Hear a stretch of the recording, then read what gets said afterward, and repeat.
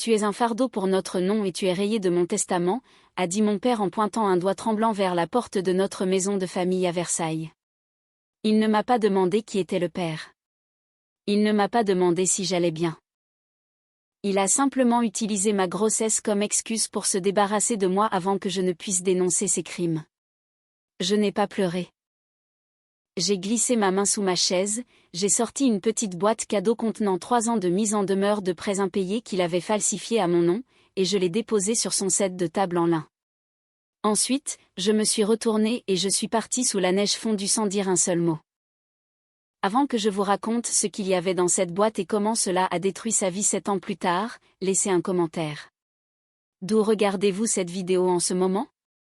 Je veux voir jusqu'où cette histoire voyage.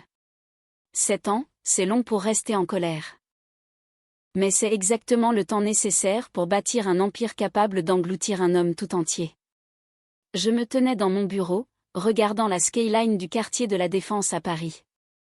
La vitre était froide contre mon front. Je n'étais plus cette fille enceinte et grelottante dans un manteau acheté chez Emmaüs. J'avais 29 ans, j'étais la fondatrice de LMA Capital, et je me spécialisais dans un secteur très spécifique du marché, la dette toxique. J'achetais des créances douteuses aux banques qui en avaient assez de courir après les mauvais payeurs, et je transformais ces dettes en profit. Je suis retournée à mon bureau et j'ai tapé sur la barre d'espace. L'écran s'est allumé, affichant un tableur que je construisais depuis 6 mois. Ce n'était pas une liste de cibles.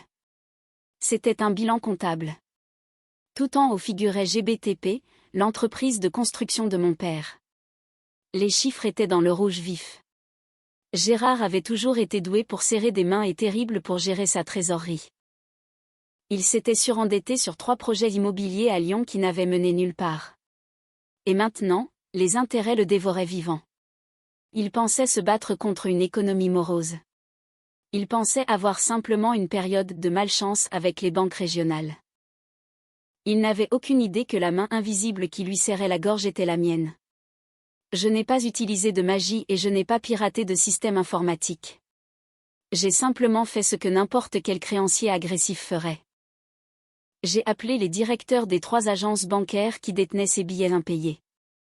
Ils étaient frustrés, épuisés par ces excuses et terrifiés par l'impact des défauts de paiement sur leurs rapports trimestriels. J'ai proposé de retirer cette toxicité de leurs livres pour 60 centimes par euro. Ils m'ont remercié. Ils ont signé les papiers, et juste comme ça, je suis devenue la propriétaire principale de la dette de Gérard. J'ai fait défiler l'écran jusqu'au total, 450 000 euros. Ce n'était pas une fortune pour un fonds spéculatif, mais pour un homme comme Gérard, qui utilisait sa réputation pour louer sa Porsche en leasing, c'était assez pour l'enterrer. Il se noyait et j'étais la seule à tenir une bouée de sauvetage. Mon interphone a sonné. C'était mon avocat, un homme que je payais très cher pour être le visage de mon opération afin que mon père ne voie pas le mien avant qu'il ne soit trop tard. Il m'a dit que Gérard avait réagi à la pression. Il demandait un rendez-vous pour savoir si LMA Capital était intéressé par un accord de restructuration. J'ai souri. Ce n'était pas un sourire joyeux. C'était l'expression d'un chasseur qui vient d'entendre le piège se refermer. Gérard était arrogant. Il supposerait que LMA Capital était une entité corporative sans visage qu'il pourrait charmer ou escroquer comme il avait escroqué tout le monde toute sa vie. Il penserait pouvoir entrer dans une pièce, montrer ses dents blanches, signer un papier et repousser le problème d'une année supplémentaire. J'ai dit à mon avocat d'organiser la rencontre. Je lui ai dit de proposer une planche de salut, mais d'insister sur le fait que la fenêtre de tir se refermait dans 48 heures. J'avais besoin qu'il panique. J'ai attrapé mon manteau. La phase d'acquisition était terminée. La liquidation allait commencer. J'ai conduit jusqu'au lieu du rendez-vous en silence. La radio était éteinte. J'avais besoin d'entendre mes propres pensées parce que, pendant 7 ans, j'avais laissé sa voix les étouffer. Les gens demandent pourquoi je n'ai pas riposté plus tôt. Ils supposent que je me suis enfuie parce que j'étais une fille enceinte et effrayée qui ne pouvait pas supporter la pression d'être mère célibataire. C'est l'histoire que Gérard raconte dans ses clubs de golf UP. Il joue le rôle du père au cœur brisé dont la fille rebelle a disparu dans la nuit. Mais ce n'est pas pour ça que je suis partie. Je ne suis pas partie à cause du bébé. Je suis partie à cause de la signature. J'avais 18 ans quand il m'a nommé secrétaire général de GBTP. Il m'a dit que c'était une formalité, une façon de construire mon CV. J'étais naïve. Je lui faisais confiance. Il a mis une pile de papiers devant moi et m'a dit de signer. J'ai signé. Je ne savais pas que je signais des cautionnements personnels pour des prêts commerciaux à haut risque sur lesquels il avait déjà prévu de faire défaut. Il a utilisé mon dossier de crédit vierge comme une nouvelle veine à exploiter quand la sienne était à sec. Quand les mises en demeure ont commencé à arriver, j'ai essayé de lui poser des questions. Il a ri. Il m'a dit que j'étais hystérique. Il m'a dit de me concentrer sur ma petite vie et de laisser les hommes gérer les affaires. Je me suis souvenu du jour où j'ai essayé de louer un appartement 3 mois après mon départ. J'étais enceinte de 6 mois, portant un manteau qui ne fermait plus, debout dans une agence immobilière qui sentait le café froid et la cire pour parquet. J'avais l'argent pour le dépôt de garantie. J'avais une lettre de mon employeur, mais l'agent immobilier a regardé son écran d'ordinateur, puis m'a regardé avec un mélange de pitié et de dégoût. Elle m'a dit qu'elle ne pouvait pas me louer l'appartement. Elle m'a dit que mon dossier de solvabilité était un désastre. J'ai fini par dormir dans ma voiture pendant 2 semaines avant de trouver un propriétaire qui acceptait du liquide sous la table. J'ai passé ces nuits à grelotter, promettant à ma fille à naître que sa mère n'était pas une ratée. Je n'étais pas une mauvaise payeuse. J'étais victime d'un vol d'identité et le voleur était l'homme qui était censé me protéger. C'est pour ça que j'étais là. C'est pour ça que le mettre simplement en faillite n'était pas suffisant. Il y a un concept auquel je pense souvent appelé le vol de dignité. Vous pouvez voler l'argent de quelqu'un et il peut le regagner. Vous pouvez voler ses biens et il peut en acheter de nouveaux. Mais quand vous volez son nom, quand vous utilisez son identité pour couvrir votre propre incompétence, vous volez sa dignité. Vous le forcez à marcher dans le monde avec une marque sur le front qui dit indigne de confiance pendant que vous vous promenez sans tâche. Gérard a passé 7 ans à dire au monde que j'étais l'erreur. Il a laissé la famille croire que c'était moi qui ne savais pas gérer l'argent. Il m'a laissé porter la honte de son avidité. Si je lui prends juste son entreprise, il détournera l'histoire. Il dira à tout le monde qu'il a été victime d'une OPA hostile. Un martyr écrasé par la conjoncture. Il gardera sa dignité. Je ne peux pas permettre cela. J'ai besoin de sa signature à nouveau. Mais cette fois, je ne veux pas qu'il signe une garantie. Je veux qu'il signe une confession. Je veux qu'il mette son nom sur un document qui admet légalement et irrévocablement qu'il est un fraudeur. Mon téléphone a vibré sur le siège passager. C'était un email de son avocat déclarant que son client demandait une clause protégeant son véhicule personnel de tout événement de liquidation future. J'ai ri. C'était un son froid et tranchant dans le calme de la voiture. Il s'inquiétait pour sa Porsche alors qu'il était sur le point de perdre son âme. Je suis entré dans le parking souterrain du cabinet d'avocat et j'ai vérifié mon reflet dans le rétroviseur. Je ne ressemblais plus à la fille qui dormait dans sa voiture. Je ressemblais à la femme qui possédait le parking. La salle de conférence adjacente à la mienne était insonorisée, mais le flux vidéo haute définition sur mon moniteur captait chaque froissement de soie et chaque raclement de gorge arrogant. J'étais assise dans le noir à regarder l'écran. Je ne piratais rien.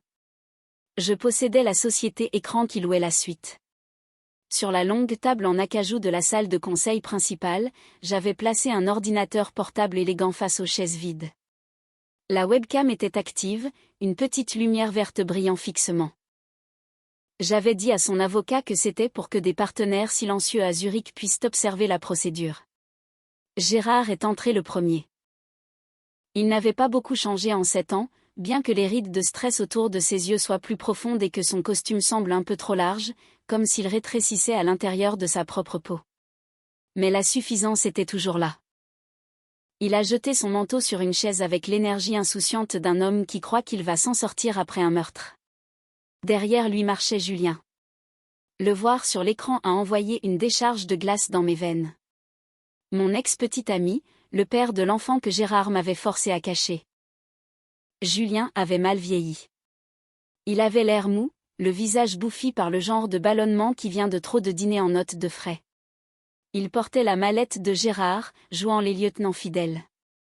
C'était pathétique. Il avait échangé son propre enfant contre un poste de cadre moyen dans une entreprise en déroute. Gérard s'est moqué de l'espace de bureau, l'appelant un gaspillage d'argent conçu pour que les investisseurs en capital risque se sentent importants. Il s'est assis en bout de table. Ignorant l'ordinateur ouvert, il n'a même pas regardé la lumière verte. Pour lui, la technologie n'était qu'un outil pour les gens en dessous de lui. Julien a demandé s'ils étaient sûrs que LMA Capital était légitime, notant que nous avions agi vite sans audit approfondi. Gérard a rétorqué sèchement en lui disant d'arrêter de transpirer. Il a affirmé que nous ne regardions pas les comptes, mais la marque. Il croyait que le nom GBTP signifiait encore quelque chose. Il a expliqué son plan, prendre l'injection de liquidité, éteindre les incendies immédiats, dans 6 mois, refinancer à nouveau. Je me suis penché plus près de mon écran. Elle était là, la confession. Il n'avait pas l'intention de redresser l'entreprise. Il prévoyait de faire rouler la dette. C'était un drogué cherchant sa prochaine dose. Gérard s'est tourné vers son avocat et a exigé que 50 000 € soient transférés sur un compte aux îles Caïmans dès que le virement arriverait. Il refusait de perdre la compte pour sa villa sur la Côte d'Azur juste parce que des fournisseurs pleurnichaient pour des factures. Quand son avocat l'a averti d'attendre la contrepartie, Gérard a ricané. Il a ri, un son sec et rauque, et a dit que cela lui rappelait sa fille. Il s'est moqué de la façon dont je m'inquiétais autrefois pour les permis et les budgets. Quand Julien a prononcé mon nom, la voix de Gérard a baissé d'un ton. Il lui a dit de ne pas dire mon nom. Il m'a traité de faible. Il a dit que je ne pouvais pas supporter la pression de la vie qu'il avait bâtie. Il a spéculé que j'étais probablement en train de servir des tables dans un bar miteux au fin fond de la Creuse, en le tenant pour responsable de mes échecs. Il m'a appelé un actif toxique. J'ai fixé son visage pixelisé. Un actif toxique, une perte sèche. Il ne voyait pas une fille. Il voyait une ligne comptable qui ne rapportait pas de profit. Ma main a survolé le bouton du microphone. Je voulais hurler. Je voulais lui dire que la serveuse dont il se moquait possédait actuellement l'immeuble dans lequel il était assis, mais je me suis retenu. Les cris sont pour les victimes. Les bourreaux restent silencieux jusqu'à ce que la lame tombe. J'ai vérifié l'heure. Mon avocat se tenait dans le couloir, attendant mon signal. Gérard était à l'aise maintenant. Il se sentait en sécurité. Il se sentait supérieur. Il était exactement là où j'avais besoin qu'il soit. J'ai envoyé un SMS à mon avocat pour lui dire d'entrer. Mon avocat, Maître Marchand, est entré dans la pièce avec le silence d'un homme qui sait exactement comment le jeu se termine. Il ne s'est pas excusé pour l'attente. Il n'a pas proposé de poignée de main. Il a simplement placé un lourd classeur en cuir au centre de la table en acajou. Gérard ne l'a même pas regardé. Il a attiré le classeur à lui, tournant les 20 premières pages de définition juridique avec l'impatience d'un toxicomane tendant la main vers une aiguille. Il cherchait une seule chose, le calendrier de décaissement. Il voulait voir le chiffre. Il a trouvé le montant à la page 4, 450 000 €. Il a souri, notant que cela remettait les compteurs à zéro avec les banques régionales. Maître Marchand est resté debout et lui a dit que la ligne de crédit était conditionnée à la signature. Gérard a sorti un stylo plume en or de la poche de sa veste. C'était un Mont Blanc, probablement acheté à crédit il y a 3 ans. Il a dévissé le capuchon et a survolé la ligne de signature. Puis, pendant une fraction de seconde, l'instinct d'un escroc de longue date a pris le dessus. Il a hésité. Il est revenu une page en arrière, ses yeux parcourant les paragraphes denses de la clause 14. Mon cœur martelait mes côtes. La clause 14 était le bouton d'arrêt d'urgence.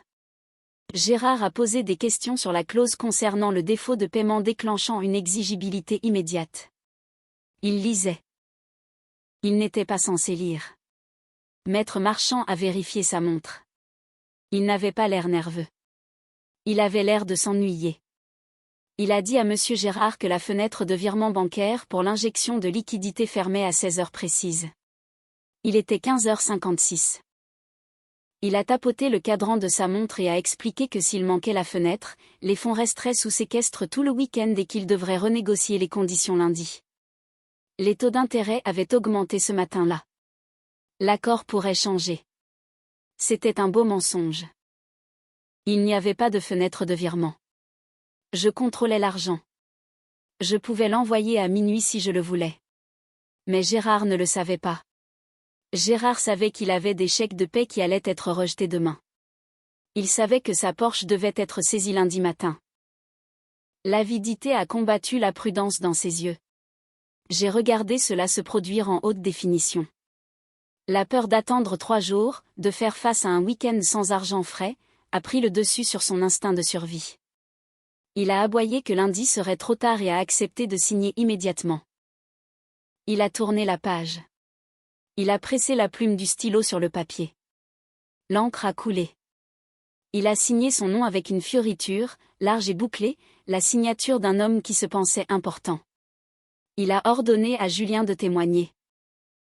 Julien a signé en dessous de lui, impatient de plaire, impatient d'avoir sa part. Il n'avait aucune idée de ce qu'il venait de faire.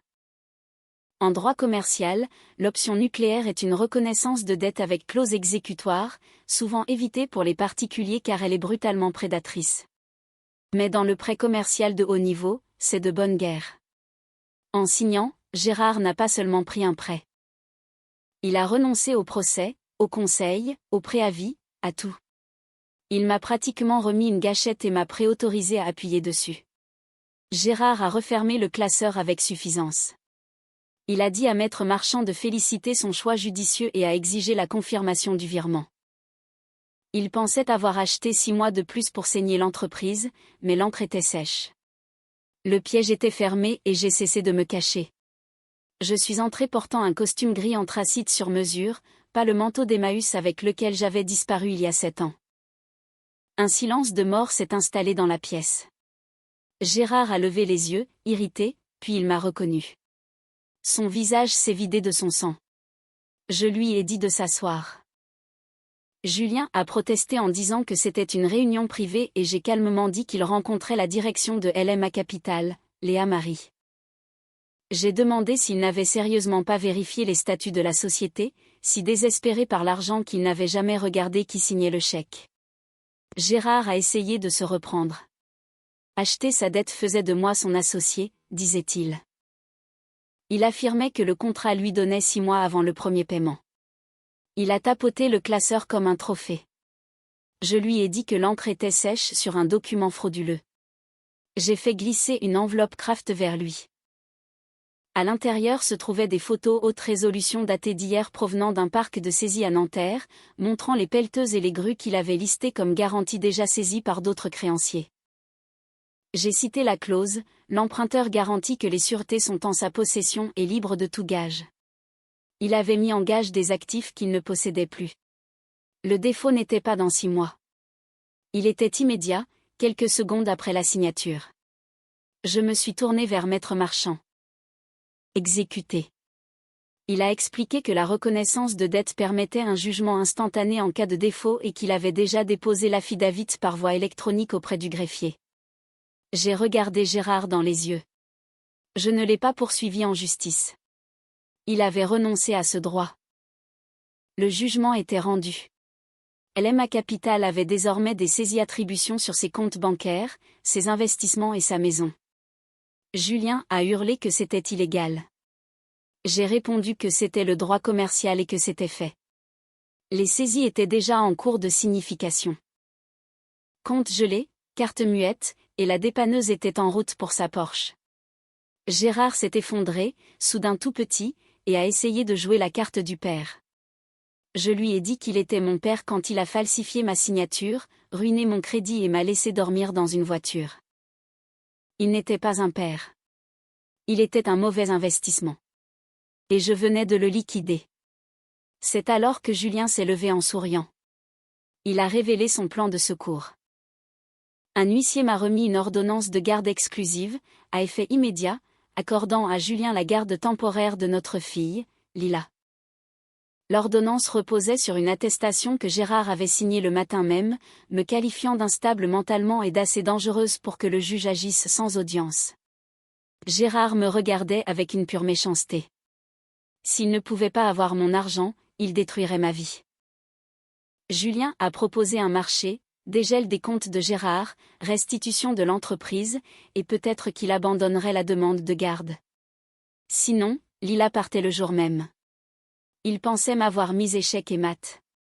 Ce n'était pas le cas. J'ai interrogé Maître Marchand sur les honoraires.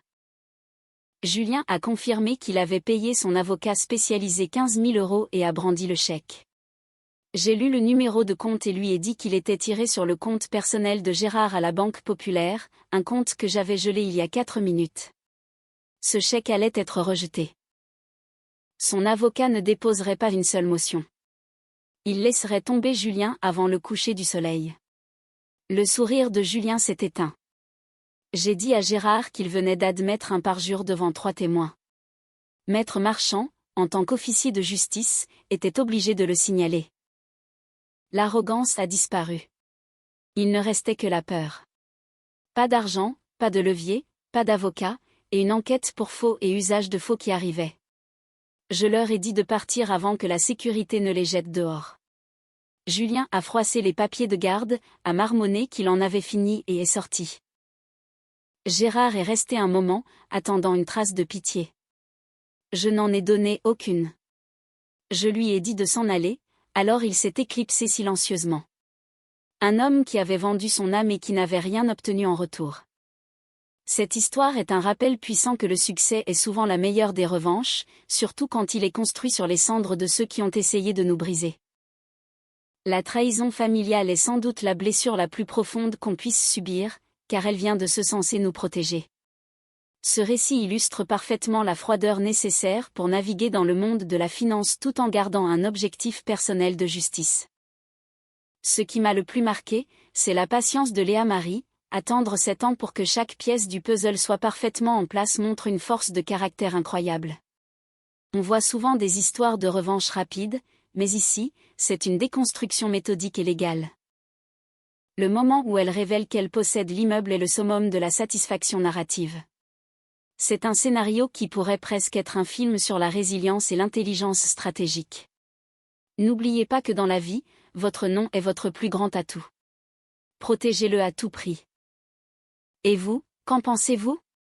La vengeance est-elle vraiment un plat qui se mange froid, ou Léa Marie est-elle allée trop loin en détruisant totalement son propre père? Selon vous, est-ce qu'on peut pardonner une trahison parentale aussi grave, ou la rupture définitive est-elle la seule solution pour se reconstruire sainement? Si vous étiez à la place de Léa Marie, auriez-vous eu la patience d'attendre 7 ans pour obtenir justice, ou auriez-vous agi différemment? J'attends vos avis en commentaire.